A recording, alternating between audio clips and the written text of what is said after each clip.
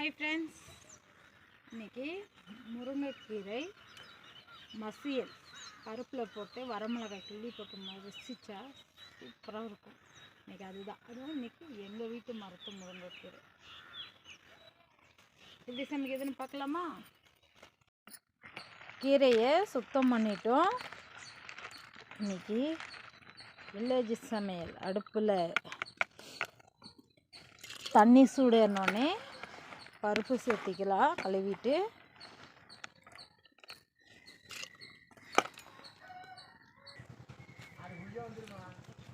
பூண்டு 4 பல்லு,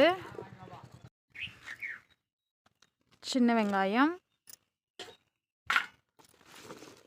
காரத்துக்கு வரமிளகாய்,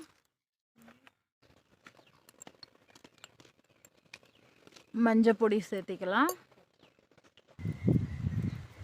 தக்காளி பழம் சேர்த்திடலாம். எத்தனை பேருக்கு இந்த மாதிரி அடுப்பில் சமைக்கிறது பிடிக்குன்றத கமெண்டில் தெரிவிங்க. சப்போர்ட் பண்ணுவீங்களா ஃப்ரெண்ட்ஸ் அடுப்பில் சமைக்கிற சாப்பாடுக்கெல்லாம்? பருப்பு வெந்துருச்சான்னு பார்த்துடலாம்.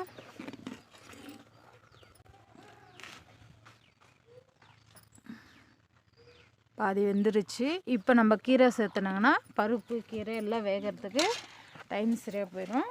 நான் கீரையை நல்லா உருவி தாராளமாக தண்ணி சேர்த்தி அழைச்சிட்டேன். அதை இதிலையே சேர்த்திக்கலாம்.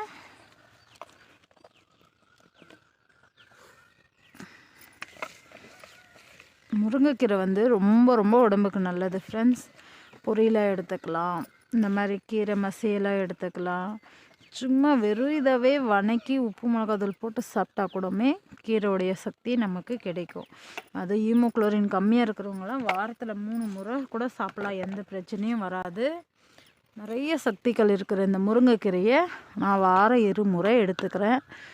இது எங்களதே மரம் இருக்கிறதுனால கிடைக்காதவங்க கிடைக்கும் போது வாங்கி சமைச்சு சாப்பிடுங்க. இது நல்லா கீரையை வேக வச்சுக்கலாம்.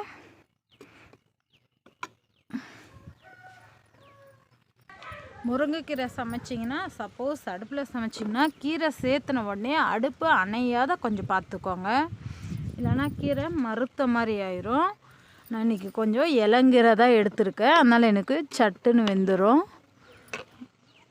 நம்ம கீரைன்றதுனால இலசை பார்த்து உடைச்சி கொண்டு வந்து சுத்தம் பண்ணி போட்டிருக்கேன். க்ளீனாக தெரியுதுங்களா கேமராவில்?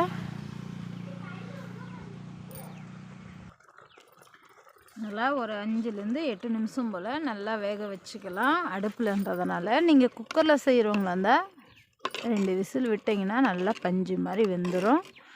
அடுப்புன்றதுனால கொஞ்சம் டைம் எடுக்கும், பட் உடம்புக்கு ஆரோக்கியம். இன்னும் நமக்கு கீரை வேகலை, இன்னும் ஒரு 5 நிமிஷம் பிடிக்கும். நல்லா வேகட்டும், அப்போ தான் மசிக்கிறதுக்கு கரெக்டாக இருக்கும் நமக்கு.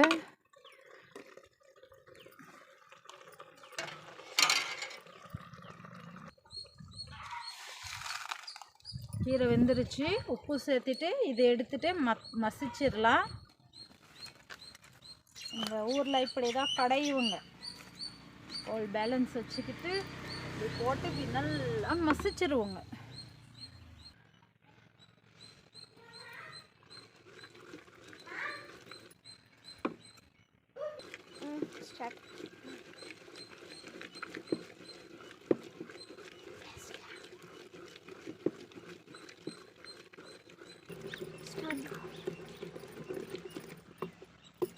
நல்லா மசிச்சு ஆயிடுச்சு ஃப்ரெண்ட்ஸ்.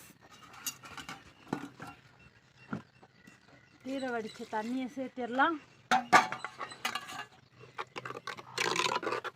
இதை நான் திரும்ப அடுப்பு மேலே வைக்க மாட்டேன். தாளிச்சிட்டுனா என்னுடைய கீரை முருங்கைக்கீரை மசியல் ரெடி ஆயிரும். தாளிப்புக்கு கரண்டி வச்சிடலாம், ஐயா கரண்டி.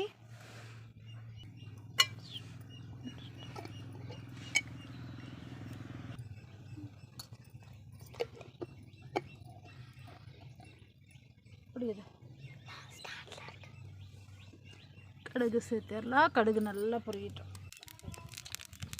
கடுகு நல்லா பொரிய ஆரம்பிச்சிருச்சு.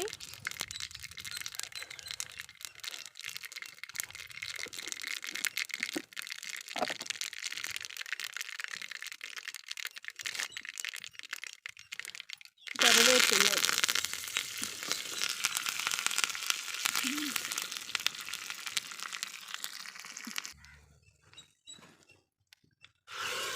தாளிச்சு ஆயிடுச்சு.